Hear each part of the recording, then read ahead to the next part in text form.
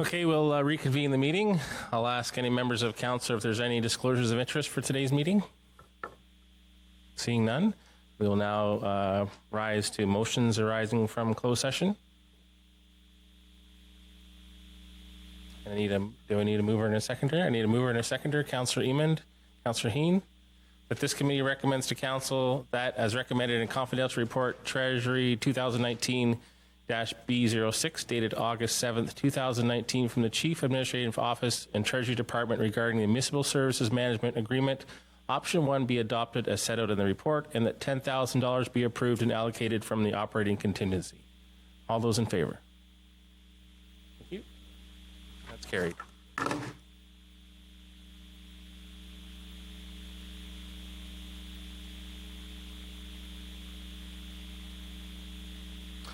We have no consent agenda today, or board reports, or council referrals. We'll now move to departmental reports, and we'll ask staff from the Chief Administration Office regarding the OSIM conference to introduce the report.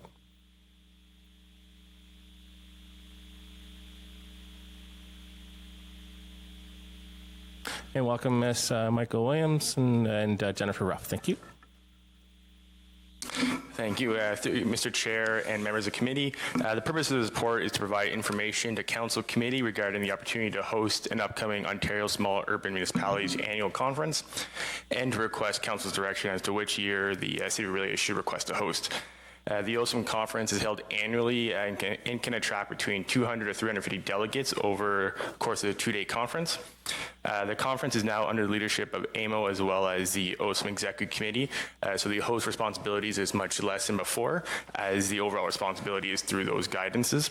A budget of approximately $5,000 will be required to host, to execute the host responsibilities of the conference, with the full financial impact being presented at a later date once staff receives direction from Council.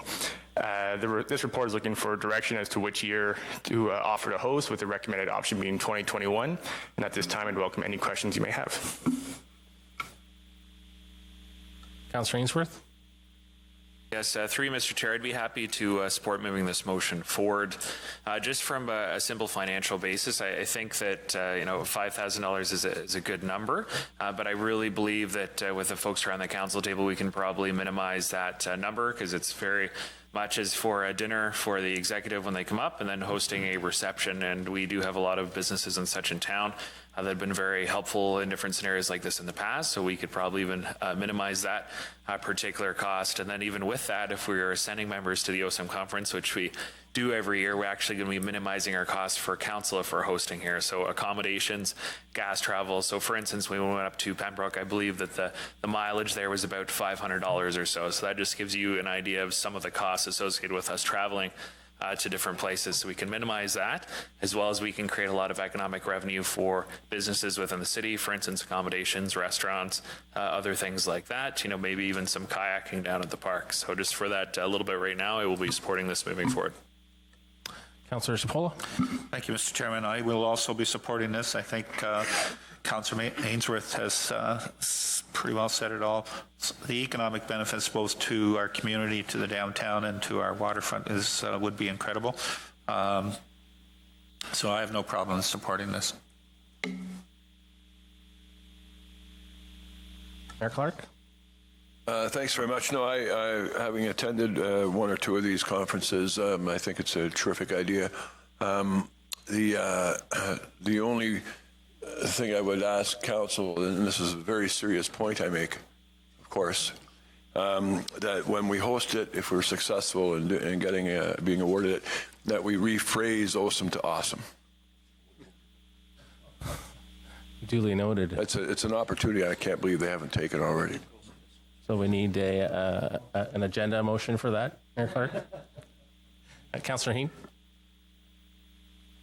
Yes, I'm delighted to support this. I attended the one in Godrich, and I know that all the restaurants were packed, all the hotels were packed, and like in any woman, I did shopping in Godrich, so it's good for all our downtown stores. So I see it as an economic boost in many ways as well.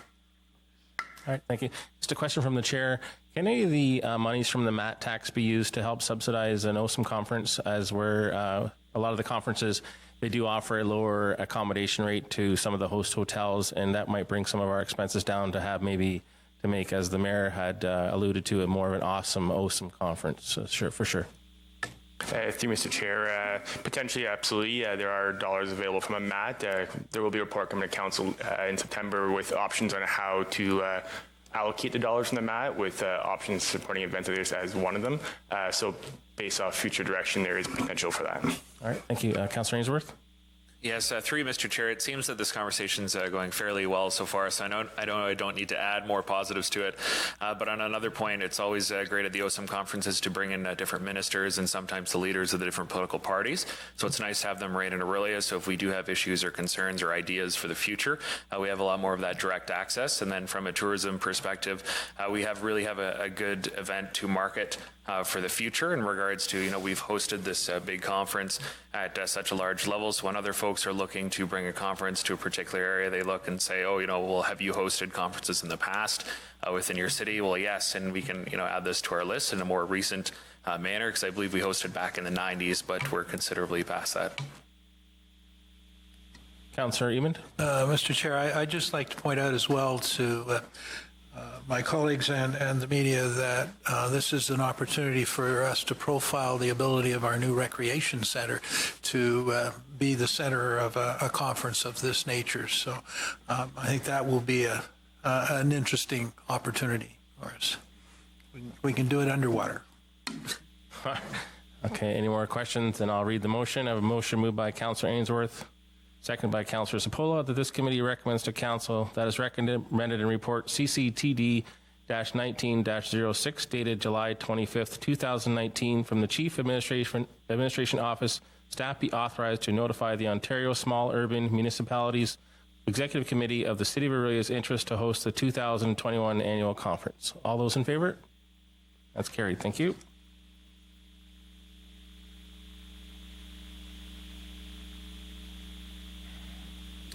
I'll introduce Mr. Guptill from Facilities and Special Projects Department.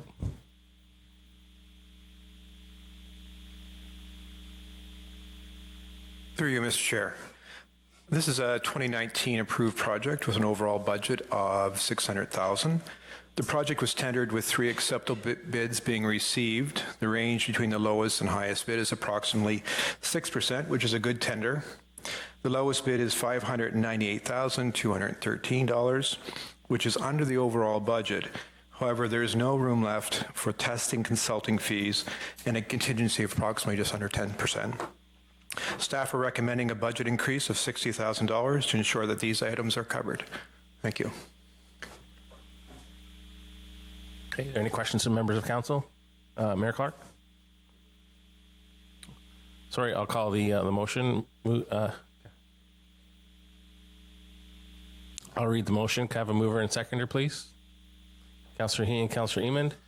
That this committee recommends to council that, as recommended report FM 2019-04 dated August 7th, 2019 from Facilities and Special Programs Department, the approved budget allocation for the Metro roof replacement project be increased from $600,000 to $660,000, and that the additional allotment of $60,000 be funded from the Land Acquisition Reserve. Okay, Councillor Heen. I recognize the name La Flèche. That's a local firm, is it not? Yes, that is correct. And they're also working on the city center roof as well. So it is a local firm, yes. So that makes it even better that it's a local firm. All right, thank you. Mayor Clark? Thanks. Through you, Mr. Chair, just a question for Mr. Guptill.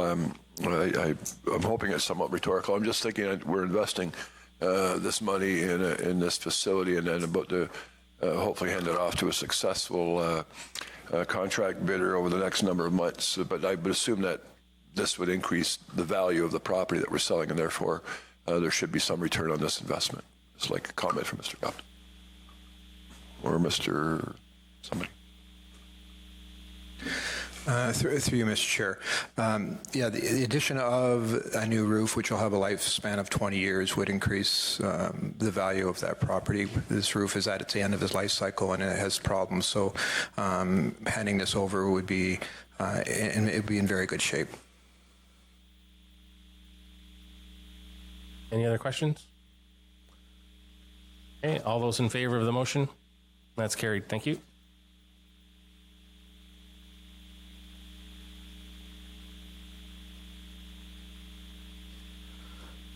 Next, we have Development and Services and Engineering Department regarding on-street parking on University Avenue. Okay, welcome.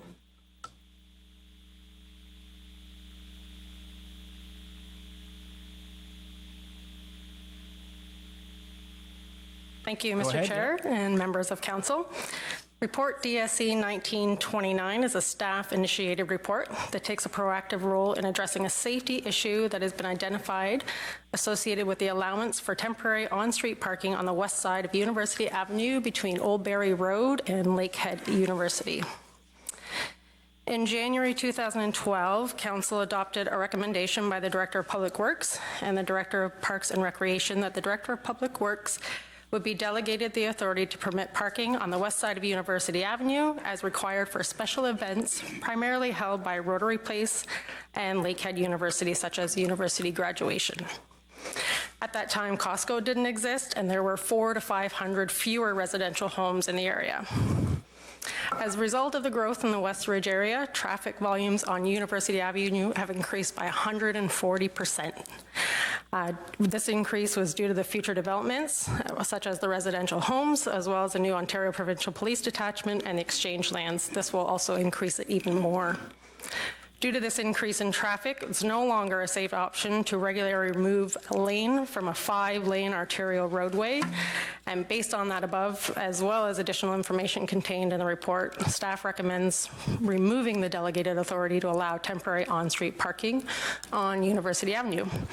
At this time, I'd like to welcome any questions. Thank you. Councillor Heen, then Councillor Ainsworth. Thank you, Councillor Cluster. I assume that we would contact the university to tell them of this change and tell them that the rec center would be on stream for things like graduations. Through you, Mr. Chair. Yes, of course. And this is why we wanted to do this so early in the year right now as well, to then be able to proactively think of solutions for 2020. Anything that's been approved for 2019 will continue to be so. It'll be 2020 that the change would affect. Councillor Ainsworth. Yes, through you, Mr. Chair, happy to support this motion moving forward. I think safety is paramount in this area, and being from this area, it's quite a busy place. And going to Lakehead's graduation this past summer, or this summer actually, it was crazy busy, and parking out on the roadway is not the safest thing to do in the world, which is hence why staff are recommending this. And I think we need to support staff on this one, create a safer environment. And the thing is, we're not just eliminating those potential for events there. We're actually opening the rec center soon, and we'll be able to host those events and accommodate the parking, which I think is a much safer manner, because we don't want to have issues where somebody gets clipped one day. Okay, thank you, Councillor Lauer, and then Councillor Eamon. Thank you, Councillor Cluster. Just to clarify, we're not eliminating the idea of parking on that street. We're eliminating the ability for, I guess it'd be Andrew, to sanction it without coming back to us, right? So in the future, if something happened that just had to have that kind of parking, it would be a process where they would have to come through council? Through you, Mr. Chair. Yes, that is correct. Okay. This isn't really a question, but just a comment. The numbers out on University are 2,900 cars per day? That is correct, yes. Which compared to Front Street, which I think is like 24,000, isn't it? Through you, Mr. Chair, I don't have that number right in front of me. Is that correct? It just doesn't seem like that's all that busy, 2,900 versus 24,000. But like I say, it's not a question. I was just surprised that was how low the number was, and it's causing such a problem. Okay. Go ahead, Ms. Dobson, if you're just no more information. Sorry, Mr. Chair. He just mentioned it was just a comment. So, but just a response to that, it's a fairly large number for an arterial, but it's also not just that, but the future that is coming. We have the exchange lands that's continually going. We have a new phase coming in with the Stone Ridge residential. We have the OPP detachment.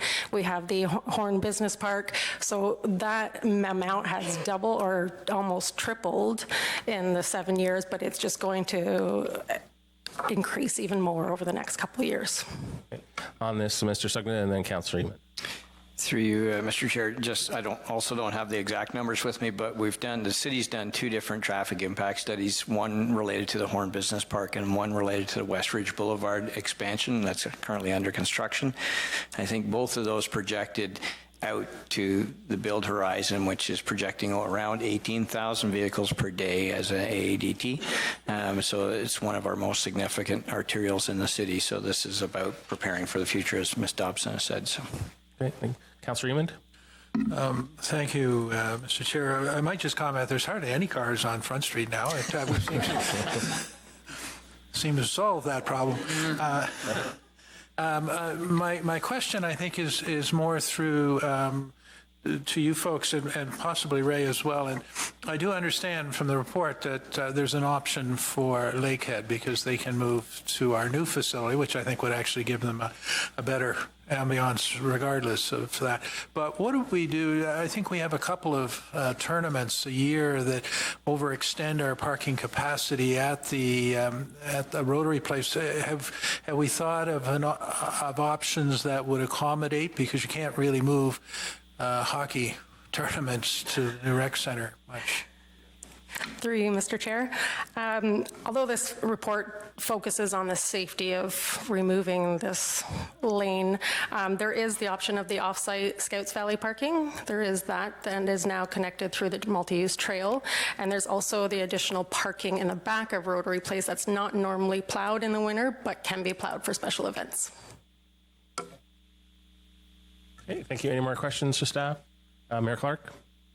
I had two. One, Tim more or less said, I found the numbers, the ADD, the annual daily AATT numbers. I did find them low, knowing some of the other numbers from around town. So I was just wondering if that was for traffic going what I would describe as eastbound, maybe only in one half of the road. I don't know. But anyway, it's already been asked. I'll leave that for now.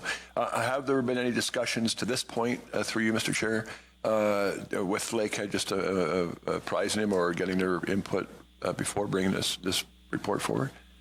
Through you, Mr. Chair, no, not at this time. Thank you. Okay, Councillor Follis. Thanks. Through the chair, there is it's one of the newer roads that's across the street from Rotary Place that runs up past the new OPP location. Thank you. And Swinmore Drive. And I was curious, would there be any potential in that offering some parking options during tournaments or what have you? Through you, Mr. Chair. At this time, there are no parking regulations on that road, so you are allowed to park on that road. But with the increase in traffic and the construction in that area, I at this time would not say that's a safe bet. But like I said, there's no restrictions on that area right now. Okay, thank you. Need a mover and a seconder for the motion, please. Councillor Ainsworth, Councillor Heen. That this committee recommends to council that as recommended report DSE 19-29 dated August 6, 2019 from the Development Services and Engineering Department regarding temporary on-street parking on University Avenue, traffic and parking bylaw number 2007-55 be amended to repeal section 2A of Article 12. All those in favor? That's carried. Thank you.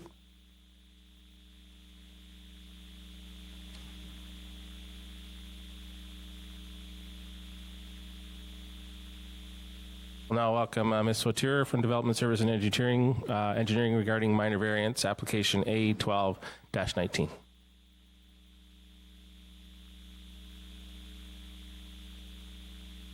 Thank you, Mr. Chairman. Good afternoon, members of council, mayor. The purpose of this report is just to provide some background information with respect to a request made by Northern Shield Development under minor variance application A12-19 for a reduction of 4 parking spaces in connection with their redevelopment at 64 to 74 Elgin Street. Just a brief overview of that development. The proposal is to demolish 5 existing houses on Elgin Street and to put up 2 3-story buildings, which will contain a total of 27 affordable housing units. The city zoning bylaw requires 1.5 parking spaces per unit for units in a building that's containing more than three dwelling units. In this case, it's in the downtown area. The zoning bylaw provides a 50% reduction of parking, so they are required, because of their 27 units, to provide a total of 21 parking spaces on the property. Due to the configuration of the property, they've been unable to locate those 21 parking spaces. They can provide a maximum of 17, so they've requested a reduction of 4 spaces. The city's policy manual contains a policy that permits the Committee of Adjustment to hear a reduction for up to 2 parking spaces, but any more than that does have to come to Council for consideration. So that's why we're here today, presenting some options. The recommended motion is that Council simply authorize the Committee of Adjustment to hear the request for a reduction of 4 spaces. And I'll take any questions you have. Councillor Lauer and then Councillor Heen. Thank you, Councillor Klustra. Most affordable housing projects have to come through the county. Is this one coming through the county? Through you, Mr. Chairman, not that I'm aware of. So what assurances do we have that this is an affordable housing project? Through you, Mr. Chairman, that's an excellent question. That's the same question that we asked. We do have, we've vetted this through the county, and we've also vetted the proposed rents that we've asked the consultants for the applicant to provide us with evidence, and they have provided us with satisfactory evidence based on the provincial policy statement definition of affordable, which is also the same as the city's official plan definition of affordable housing. It relates to the current market rates, and it relates to the average low-income household in the city. Okay, but that's if I could, Mr. Chair, that's a letter of intent, basically. It's not a contract. It's not a written commitment that these are going to be affordable. Through you, Mr. Chairman, we've been advised by the applicant and their agent that the rental rates, these will be the rental rates, but you're correct, we don't have a contract or anything of that nature. So it's a bit of a leap of faith. Councillor Heen. Okay. Mayor Clark. Yeah, I have a question, and I'd like to sort of address that with the same comment or question. I think Councillor Lauer raises a point that is worthy of consideration. That, and yet I don't know what guarantees we can get from developers in the future if we're looking for creative ways to get the development community involved in affordable housing. I don't know what long-term firm commitments we can get them to make where we get 100% assurance. And I will remind folks of 2 affordable housing developments that have taken place not too far from City Hall, where there were assurances, but those assurances begin to be clawed back after 15 years, and after 20 years we have no assurance, and they received significant funding from the county, and I believe part of that funding would have indirectly come from the city.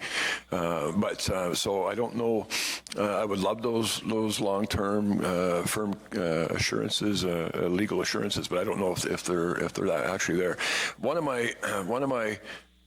So my question is, as a result of dealing with issues at these other 2 developments over the last few years, is the capital and the infrastructure is one thing. It's the ongoing operation, and I believe I know the answer. I would like some assurances that they're going to be that any affordable housing or any multiple residential units going to be managed properly in the city, and I assume the tools we have to do that are fire department and codes and building codes and those type of things. But if we have any, because that has raised just as many concerns or more concerns, I think, than the original infrastructure did. But if there is anything I'm unaware of on how we can assure a good operator, I'd love to hear that. Thank you. Okay, Mr. Sugden. Through you, Mr. Chair, unfortunately, the city's limited in its tools. We have, when a new development such as this goes forward, we use site plan approval to ensure the site is designed appropriately for the use. We have the building permit, which ensures it's constructed in a safe manner. And then we have the Clean and Clear bylaw and the Property Standards bylaw, which deal with the interior and exterior maintenance of the site. We can't affect how a property is managed except by enforcement tools such as that. Thank you. Councillor Heen. Thank you. I guess I'm two things. I believe this is the development that's the railroad tank cars type one. So it is being built as a subsidized housing or affordable housing complex. And my other question is, if it's being built as affordable housing, I would suspect that most of the occupants would not own a vehicle, so that's probably why they wouldn't need as many parking spaces. So for that reason, I'd be willing to support it. Yeah, Councillor Lauer. Thank you, Councillor Cloustre. I wonder, the second part of this report talks about payment in lieu of parking, and it's suggested that that be waived because this is an affordable housing unit, affordable housing project. Is there any way we can make that conditional? That as long as it remains affordable, then the city is willing to waive the fee or the payment for parking, payment in lieu.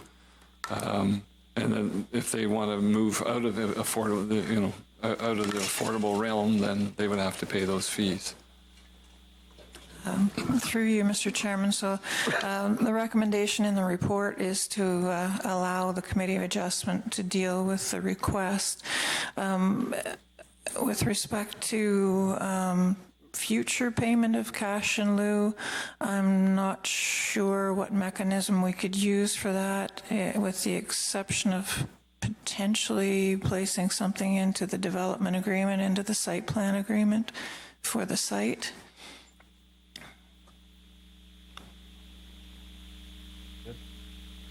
I have a question similar to Mayor Clark regarding the size of this project, where you're going to have 3 buildings with 3 separate floors.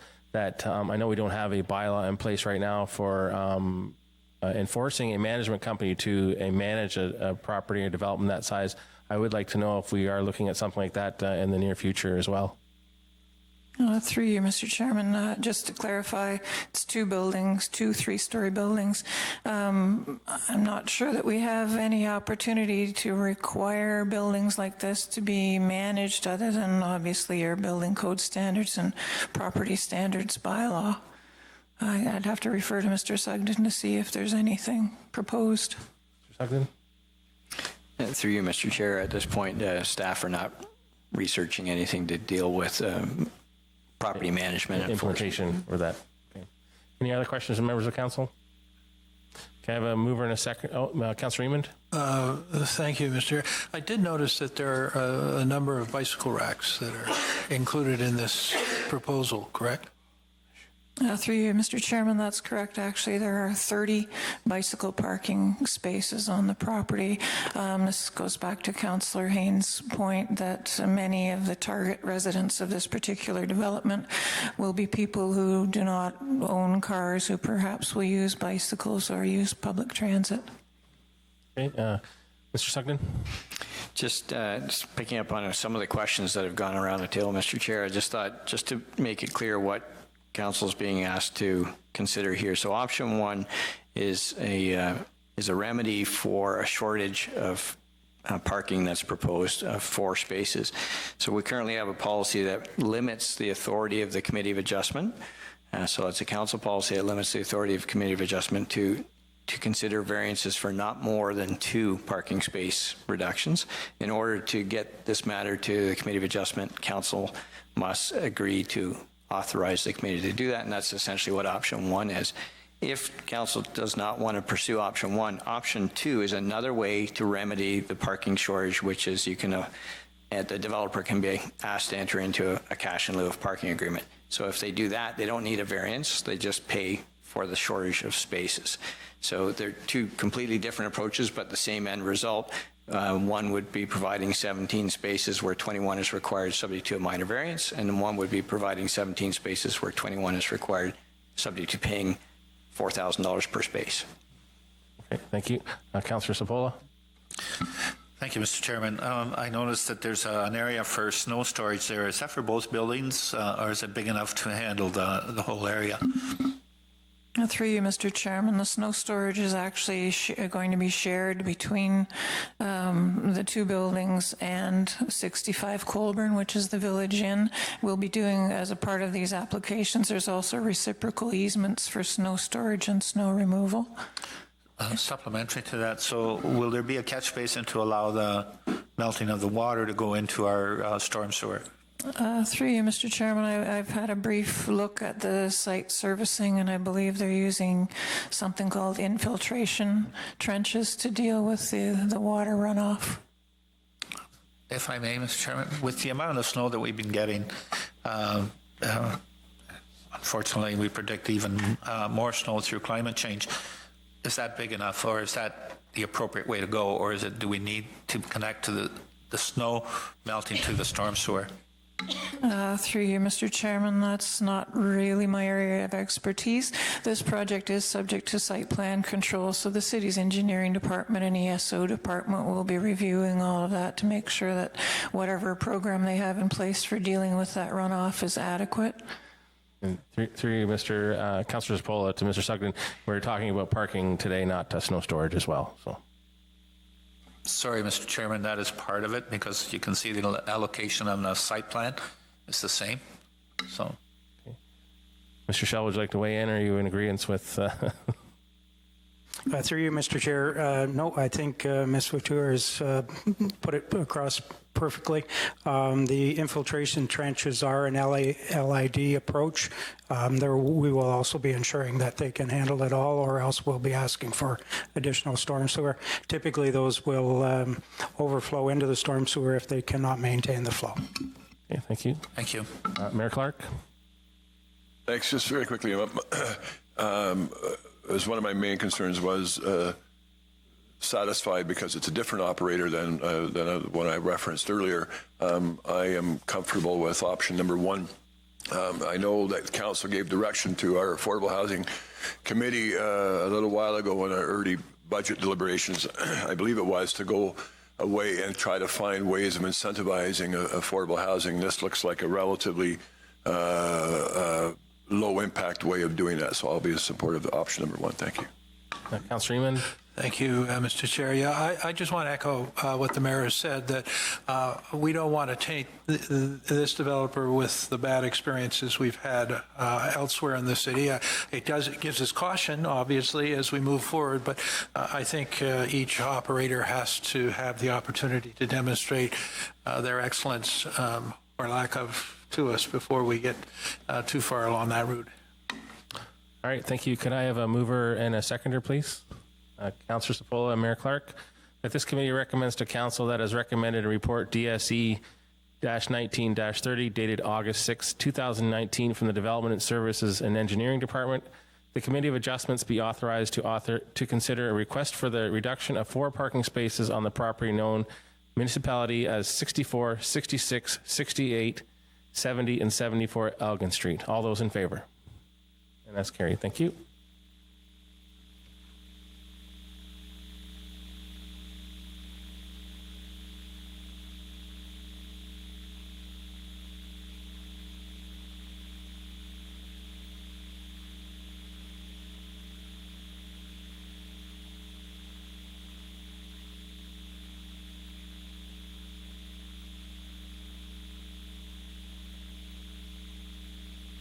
Okay, we have an inquiry motion from Councillor Lauer. I'll get a mover and a seconder, please, which would be Councillor Lauer and a seconder, Councillor Zapola.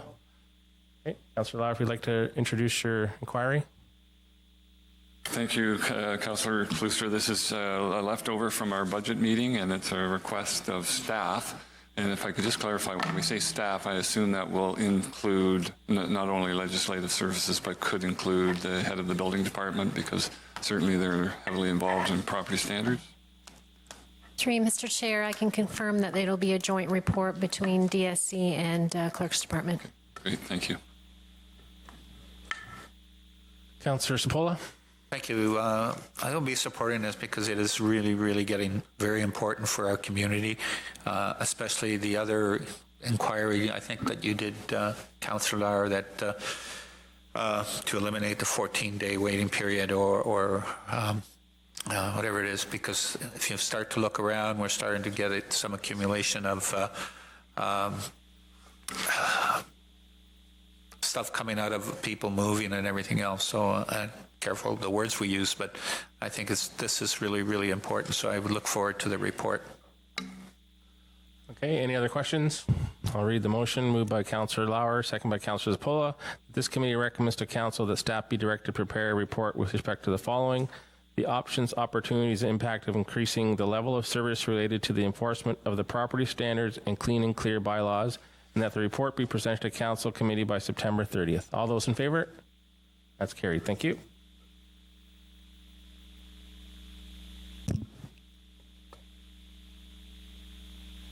Now we'll move on to any announcements. Seeing none, we'll now have Councillor Follis, sorry. I was going to ask, did anyone want to announce our success with the boat race? We won the Titanic Award, the council boat, for the cardboard race across the port of Orillia on I guess it was Sunday. Was it Sunday? Sunday. So yeah, we're very proud, and we cherish the award definitely, and we'll be defending it next year. I'm sorry, what do we have to be proud of?